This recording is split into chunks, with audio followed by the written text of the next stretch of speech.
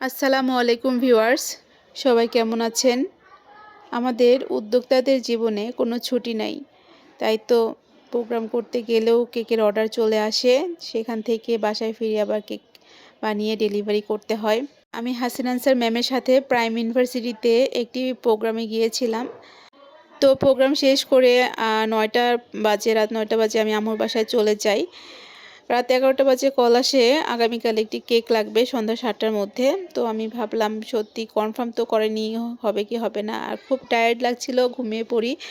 তো সকালবেলা উঠে 11টার পর আবারও ফোন আসে যে কেকটা অবশ্যই লাগবে। তো আমি তাড়াতাড়ি করে বেকিং শপে চলে যাই।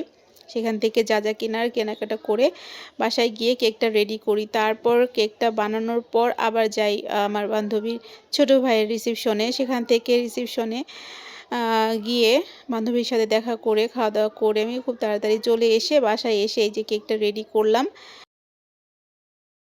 একটু পরেই কেকের কাস্টমার এসে কেকটা নিয়ে যাবে। তো যেমন কথা তেমন কাজ করতে পেরেছি আলহামদুলিল্লাহ।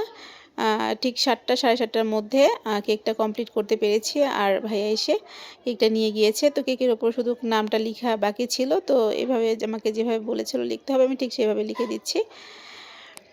তো আমাদের উদ্যোক্তাদের জীবনে ছুটি নেই, অবশ্যই সবসময় যে কোনো চ্যালেঞ্জ মোকাবেলা করা, যে কোনো পরিস্থিতিতে মোকাবেলা করার মন মানসিকতা নিয়ে চলতে হবে।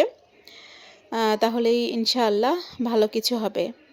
এই কেকটি ছিল 2 পাউন্ড ওজনের চকলেট বার্থডে কেক। সবাই ভালো থাকবেন। আল্লাহ হাফেজ।